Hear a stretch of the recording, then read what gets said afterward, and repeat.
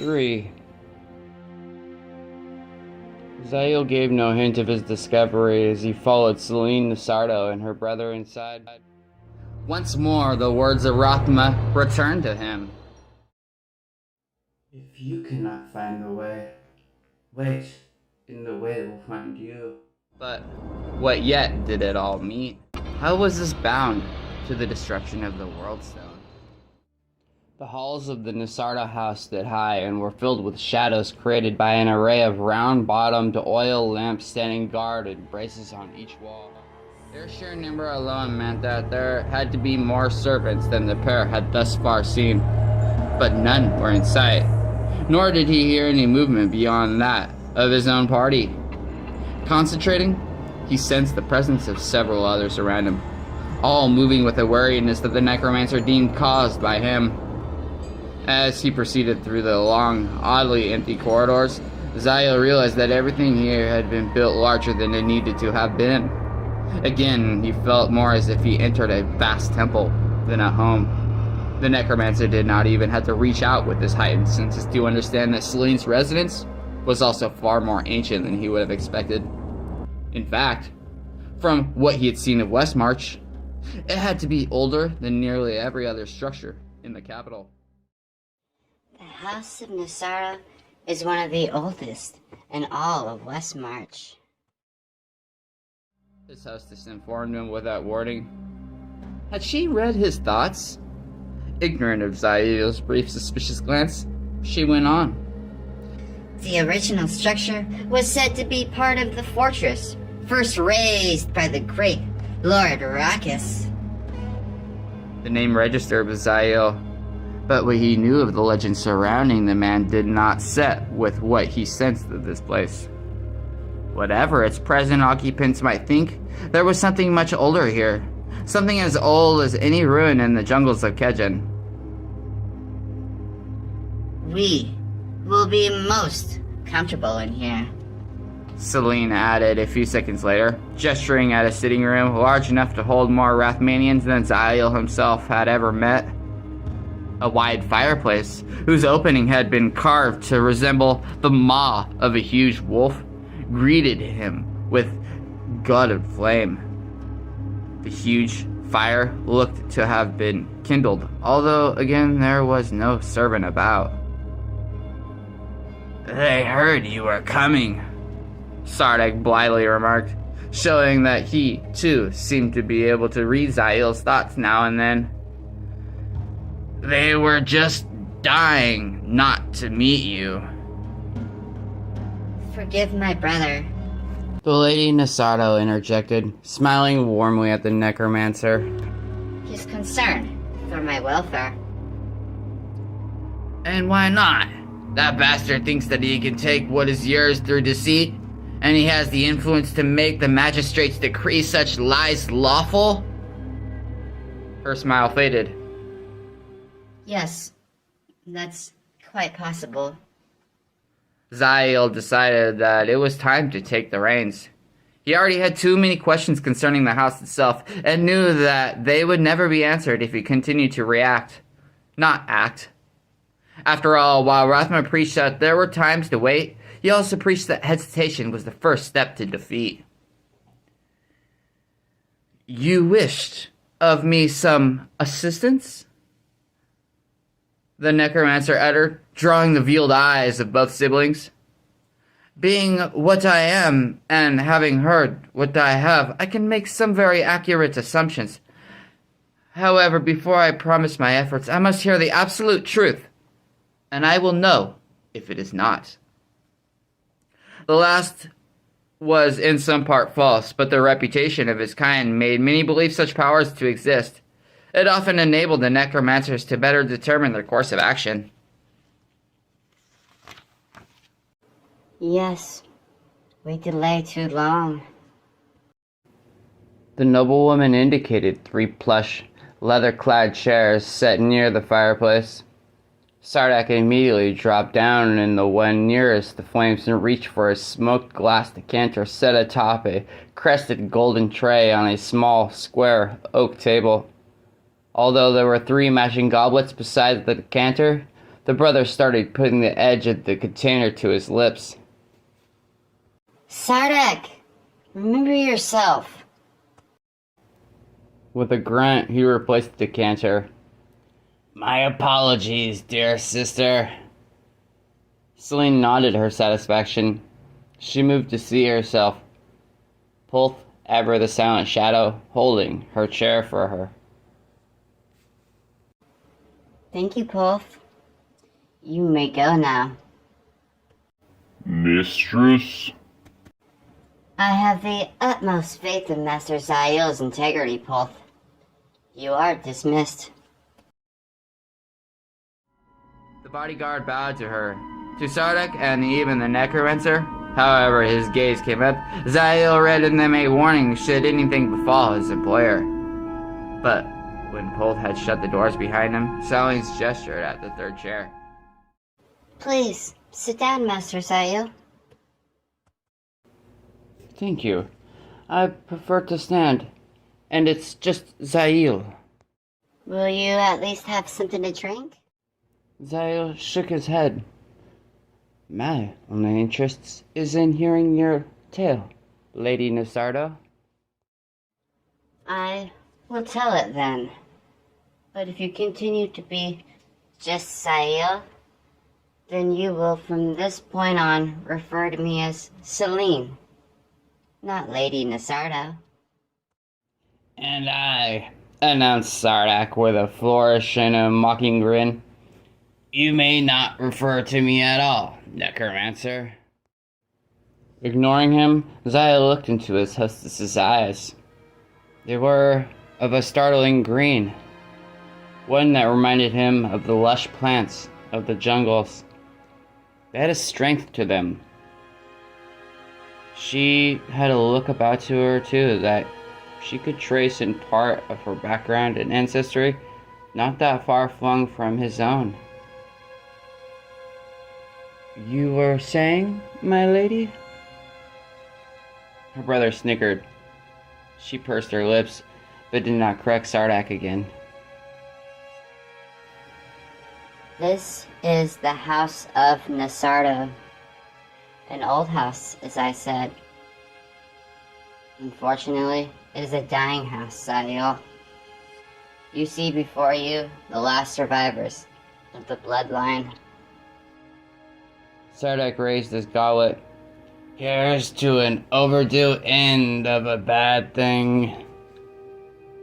Zayl frowned, something suddenly occurring to him. You are the Lady Nesardo, but your husband was also... His name is Riordan. My third cousin, once removed, but bearing the same surname, yes. A necessary match by our parents. We had never met, and it combined what remained of the Nesardo finances, making them stronger. Selene shook her head. It did not do the same, I regret, for our union. We had mutual respect, and even some affection. Still, that would not have been enough if any child had come of it. She had barely been of age when they had married. Riordan, a bull of a man in body, was a gentle soul by nature. He sought for the good in every man, sometimes searching for it too long. More than once he was cheated, although never by any drastic measure. We were wed 3 years and a quarter when illness took him. No one could do anything to slow it. He might as well have been struck down by a sword. Riordan was dead in 2 days. With his passing, the weight of Nesardo's fortunes fell to the young widow, and she proved to be far more competent in managing its resources than her good-willed husband. In the 3 years that followed, she rebuilt what had been lost to the point that she felt that she could at least breathe safely. And then had come Lord Aldrich Jitton. My husband knew him, did business with him, but once Riordan passed away, I heard nothing from Lord Jin. Nothing, until he came to my door just a month ago, holding in his hands what he said was proof that Nesardo was now his. The documentation appeared authentic. A turning over of the estate in lieu of money borrowed from Lord Jin for an enterprise, the noble said, had not proven out for Nesardo. Selene had recognized her husband's signature and seal, but the scope of what he had promised the other noble stunned her. She could not believe Riordan that naive. In reply to her demand as why he had waited 3 years to bring this dire news to her, Lord Jin had spoken pretty words about giving the widow time to grieve, but Selene had sensed that there was something more to it. Unfortunately, she could not read him as she could others. At this point in her story, the Lady Nesardo took the goblet her brother suddenly proffered her. Her expression had grown more strained since she'd first begun the tale, but in her Zayl noted no guile. Thus far, what he'd heard appeared to be the truth. "How long have you known of your gift?" he asked the moment Selene finished sipping. She did not try to avert the subject this time. Her steady gaze meeting his, Selene nodded, answering. It began to manifest when I reached adulthood. I've kept it quelled much of the time since. It's not considered a comely trait for a woman in my station. It is unschooled, then. She nodded. Yes, although some aspects of it I understand better than others. The necromancer recalled how she had come to his aid. In the coach, you sensed what happened to me. You knew I was under attack, and by something involving this house. Yes. I've never seen it act against anyone, though, or else I wouldn't have risked bringing you. I almost demanded that you leave for your own sake. Which I would have refused at that point. I do not like leaving such mysteries unanswered. He considered something. You lived in this place before your husband Riordan Nesardo was the newcomer to it, not you. I was born here. Zayl glanced at Sardak. And you? I was born here too, but I didn't live here for very long. You see, my mother was a servant. Sardak is actually my half-brother, Master Zayl. Selene gave her sibling a loving look. Born 2 years after myself, our father had him and his mother sent off to a country estate where he was raised. After my mother passed away, father had Sardak brought back. And do you also share the gift, Master Sardak? I'm very lucky at cards, if that counts, their brother smirked, taking another deep swig. He has a trace, no more. The gift is much stronger in me. Selene met the Rathmanian's gray eyes. Although I never used any of it for gain. More's the pity, Sardak interjected. Ignoring him, she continued. I've always been able to sense the intents of those seeking my favor. Until Lord Jin, that is. And from him? Utter emptiness. Nothing at all. Which to Zayl was sufficient indication that this other noble also wielded the gift. The magistrates will side with him on his claims, you say? Selene put down her goblet. He is a man. I am a woman. And this is Westmarch. What do you hope to obtain with your conversation with Rioradan? The magistrates will certainly not take his testimony. Sardak chuckled. The Rathmanian's got a sense of humor, even if he doesn't know it himself. I have no other recourse. I hope that Rioradan might be able to tell me something I can use. That's all.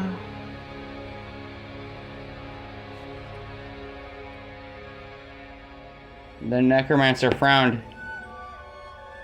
You were waiting for me in the Black Ram. Me, in particular? Not you. She murmured, gazing down at the floor. I waited for something. I didn't know what, but I felt certain that I would find it there. Though it took 5 anxious nights. If you cannot find the way, wait, and the way will find you. Will find you.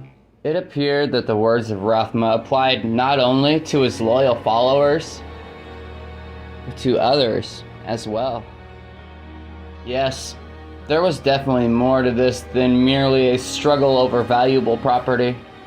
But what it truly concerned, Zayl still did not know. He saw only one course of action that might reveal matters to his satisfaction. You need say no more. I will do what I can to summon the shade of your husband, though I cannot promise if the results will be as you hope. I expected nothing more. She was a pragmatic person, something that the necromancer could appreciate. Zayl considered all the factors involved in what he had to do and added, with the rising of the moon tomorrow eve, we can begin. Tomorrow? Sardak did not look at all pleased, which came as no surprise to Zayl. Why not get it over tonight? Because it must be tomorrow night. The Rathmanian returned, gray eyes boring into the nobles. Sardak slunk back into his chair. Selene Nesardo rose. Then, you'll be our guest. Until then, Master Zayl.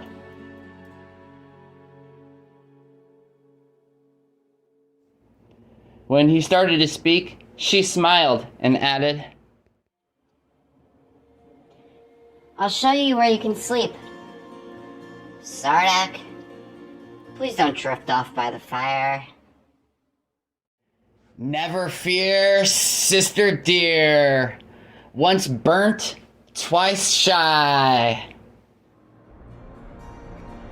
If you'll follow me, Master Zayl.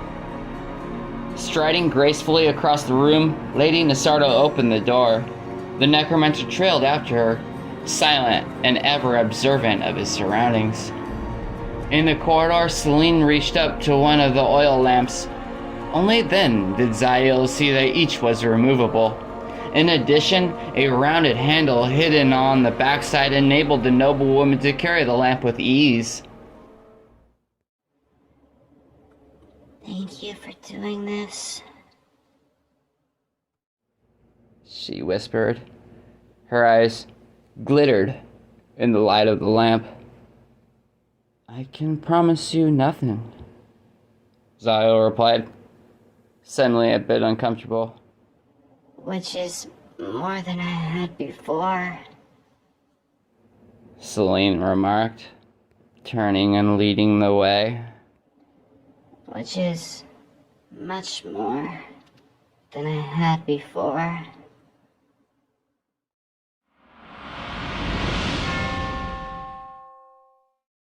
Luxury was not something a Rathmanian sought, and so Zayl found no comfort in his surroundings.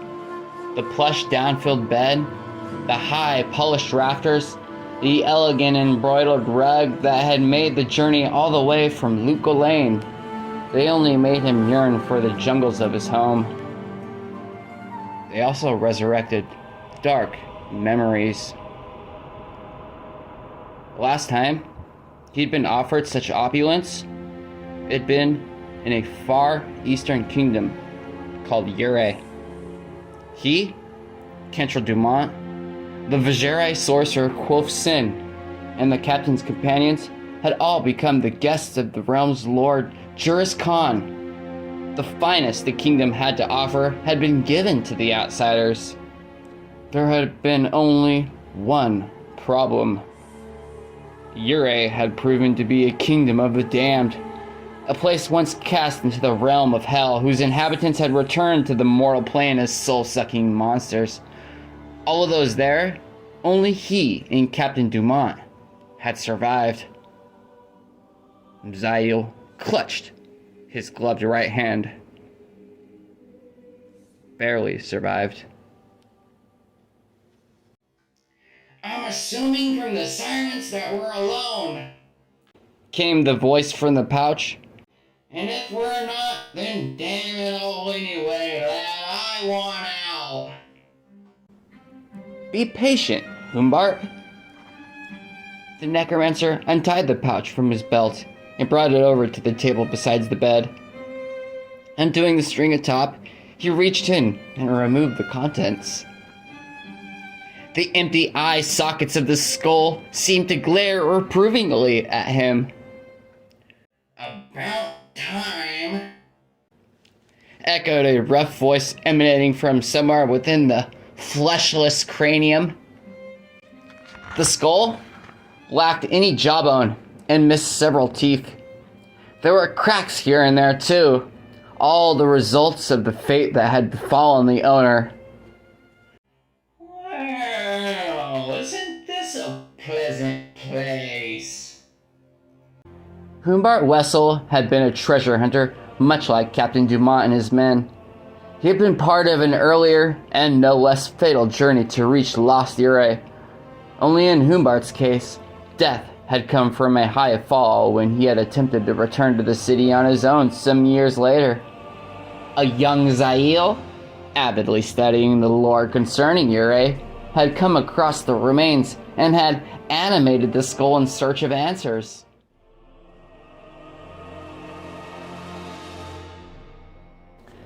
Somehow, he never managed to get around to sending the mercenary spirit back to the netherworld. Not that Humbart appeared to be in any hurry. They had traveled much together, and despite the skull's earthly tendencies and outspoken attitude, Humbart had more than once proven the difference between Zayl's own life and death. That included Hier, especially. The Wrathmanian set the skull square on the table, giving its owner the best view possible. Despite having no eyes, Humbart saw. He could also hear, smell, and of course speak. At times the spirit grumbled that he would have traded all of these for the ability to eat and engage in mortal pleasures. But for the most part, he seemed satisfied just to exist. Such a pleasant place. The skull repeated. Like the curtains. So, tell me, is the grand lady of the house as elegant as this, and as pretty a thing as her voice makes her sound? The matter is hardly of our concern. Somehow the remains managed to snort. Spoken like one of Rathma's own. How is it that you lot have managed to survive the ages with such a lack of romantic notions? As he had so often, Zayl let that gibe too pass. Instead, he stepped to the huge rug and sat down. Crossing his legs, he pushed back his hood and stared at the wall before him. Zayl, lad! There's a lush, sweet bed right there for the enjoyment. For my sake, use it. How often do we get a chance for such as... Hush, Humbart. You know that is not my way. The skull grumbled, then made no other sound. Wrathmanians generally did not sleep much. They sank into a form of a trance that enabled their bodies to get the rest they needed while their senses continued to explore and expand upon their abilities. It was a necessity, the necromancers ever needing to hone their skills in their effort to protect the balance. Zayl stared at a point on the wall, but his eyes no longer saw it. Almost immediately, the room faded into the background, replaced by a grayish haze. It was his intention to discover more about the House of Nesardo, especially what its earliest history entailed. The malevolent force that had nearly struck him down in the coach was somehow bound in part to this location. But why? One by one, Zayl peeled away the shields he had built to protect his mind from the earlier assault.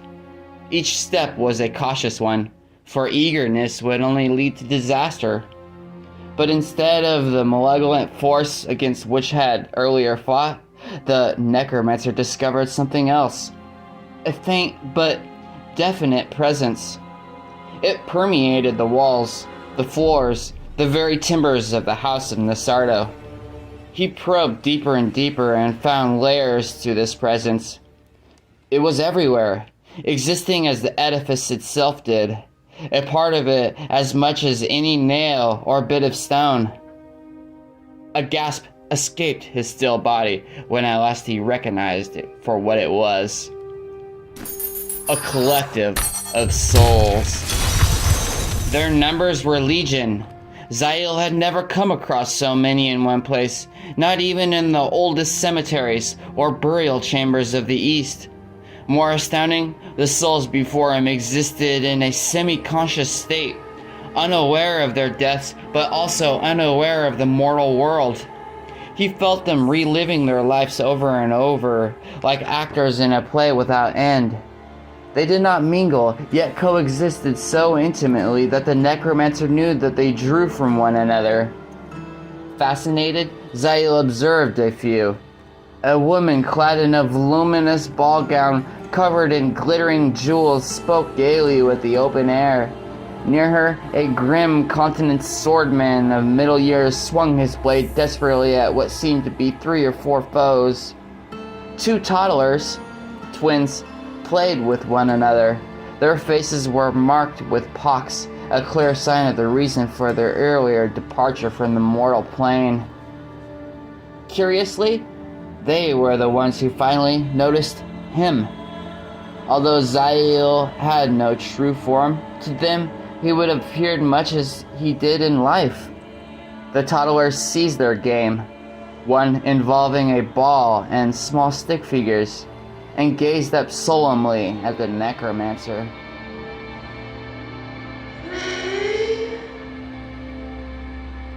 The one with the ball finally said to him, the mouth remaining still.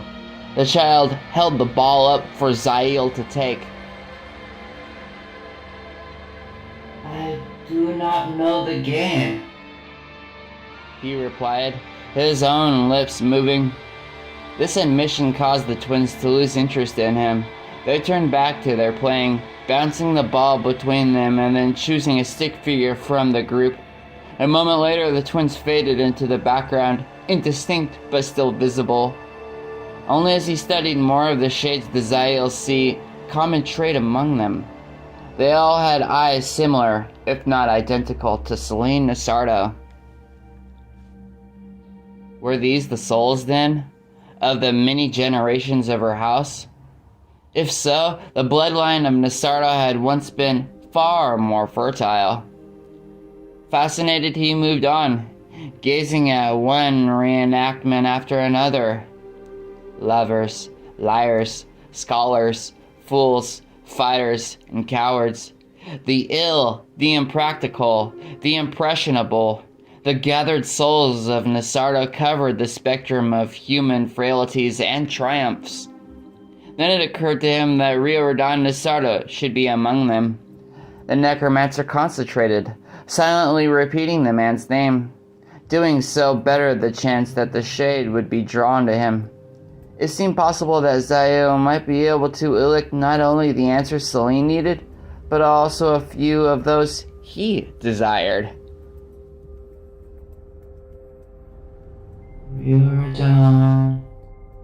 Riordan, husband of Selene, come to me, Riordan.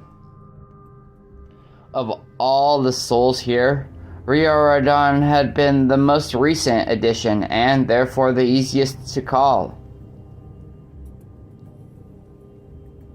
The pull to the mortal plane was strongest at the moment of death and weakest as years went on. Summoning a shade from centuries past required far more effort than summoning one but weeks gone from life. Of course, from what Zayl had witnessed here so far, those rules meant nothing to the shades of Nesardo. Many of those the Rothmanian had so far studied had been dead hundreds of years, yet they seemed as freshly passed on as the most recent lord. And where was Riordan? Zayl still could not sense that particular soul anywhere. He of all those here should have reacted to the necromancer's presence. Instead, some of the other specters began to notice the stranger in their midst. The woman in the extravagant gown paused to stare, her lip trembling. The swordsman staggered, shaking his hand and clutching several suddenly bloody wounds. His eyes locked upon Zayl with a mixture of denial and rage. A pair of lovers, their haunted faces revealing the telltale sign of poisoning on their lips, clutched one another in sudden fright. And then the dead began a horrific transformation. Their skin quickly shriveled and decayed, crumbling off their bodies in great pieces.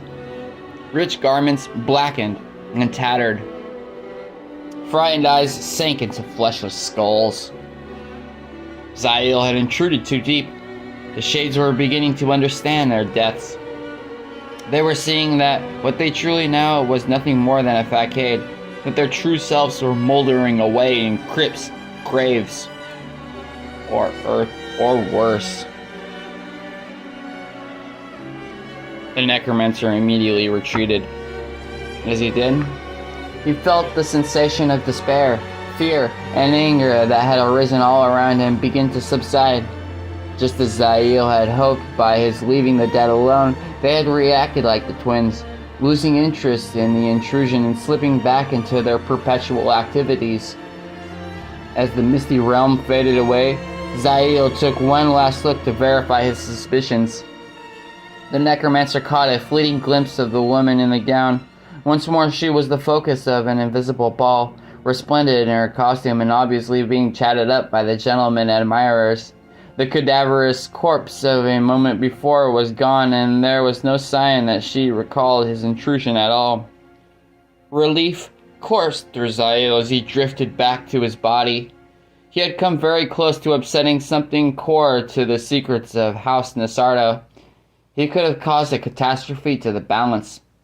There was a particular reason why those of the bloodline returned here after death, one that he was determined to unveil. More and more the Rothmanian saw that his encounter with Selene had not come about completely by chance, and certainly had to do with more than contacting the spirit of her husband. And for that matter, where was Lord Nesardo? Why had he not answered a call that few dead souls could deny? The myriad paths lay before him, intrigued Zayl. Caught up in trying to puzzle them out, he paid little mind to his return to his mortal shell, an act almost as reflexive to him as breathing. That is, until he discovered that he could not enter. Something else had gotten to his body before him. It clearly sought to claim his form for its own. Zayl probed, but found nothing to identify its origins. It was not one of the souls he had discovered. Of that the Rothmanian was certain. Curiously, he sensed some familiarity with it, but exactly what that meant escaped the necromancer. Then, all that concerned Zayl was claiming what was rightfully his. Whatever intruder it was that usurped his body, it lacked the natural ties that Zayl had. A Rathmanian knew how to strengthen those bonds, even in precarious situations like this. To understand death as they did, necromancers also had to understand life, and so Zayl knew well what kept a soul attached to its body.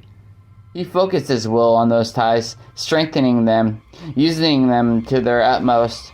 Whether or not the intruder chose to leave, Zayl intended to enter. What felt like a solid wall briefly obstructed his way, but it could not deny the strength of which bound the Rathmanian to his mortal form. Zayl pushed, slowly but inexorably making his way, and as he bit by bit re-entered his body, he began to become aware of his surroundings. The first thing Zayl noticed was that HUMBART was screaming. The skull's voice rang loudly throughout the room, and no doubt a good portion of the building. Drop it, damn you, lad. What's gotten into you? Drop it, I say. As his mortal senses took over, the Rathmanian felt tension fill his body. He realized that he was standing, and that his arms were stretched before him. In his left hand, Zayl's bone dagger was turned toward his chest. The only thing that had prevented it from being driven in was his gloved right hand, which held the other wrist in a death grip. The two limbs struggled with such violence that the necromancer's body shook. Listen to me, Zayl, lad. The skull continued.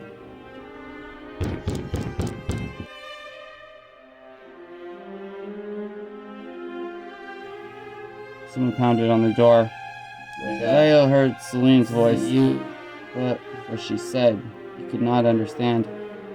The necromancer focused his will on forcing the left hand to drop the dagger.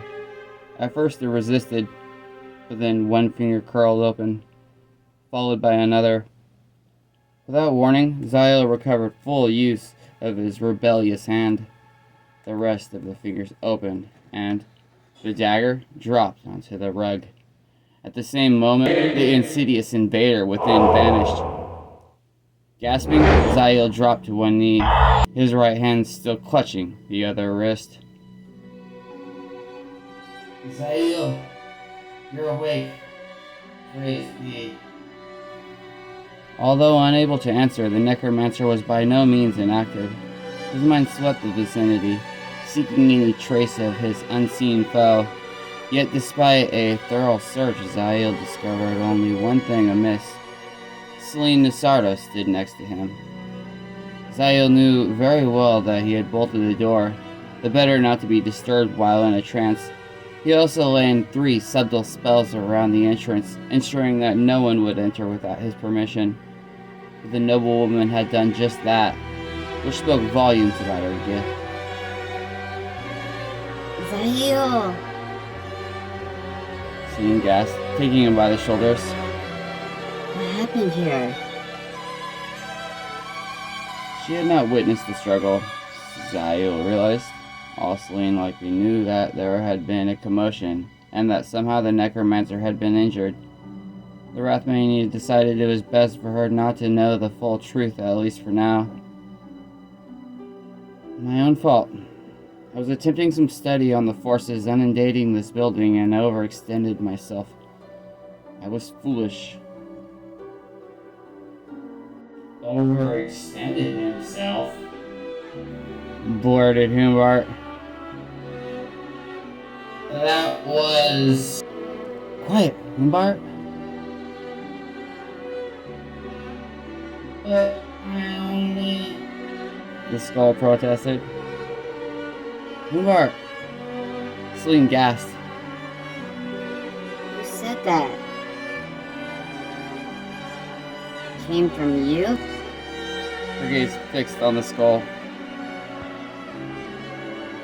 Zayl finally ignored them both, instead taking up the dagger with his right hand. He stared at it, thinking, whatever had sought his body had desired his death, and had chosen his dagger, an integral part of the Rathmanian calling as the tool. Coincidence? Perhaps, But there was something about the entire incident that made Zayl suspect that the thing knew much concerning about the necromancer. Too much. The followers of Rathma kept their ways and methods most secret from outsiders. What had he stumbled upon?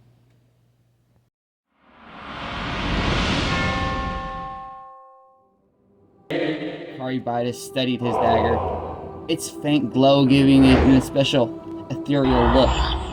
He frowned, not disappointed, but also not pleased. He sat on the stone floor of a chamber completely unlit save for the light from the blade. His cloak and robes were draped across the floor in such a manner that it almost looked as if it had melted into the stone. In the darkness surrounding him, something large scuttled about. Calm yourself, my love. It was to be expected. We'll be remedied. Caribitis placed the bone-white dagger in his belt and rose up with just the aid of his legs. His voice carried only detachment. The balance will be set proper again, at all necessary costs.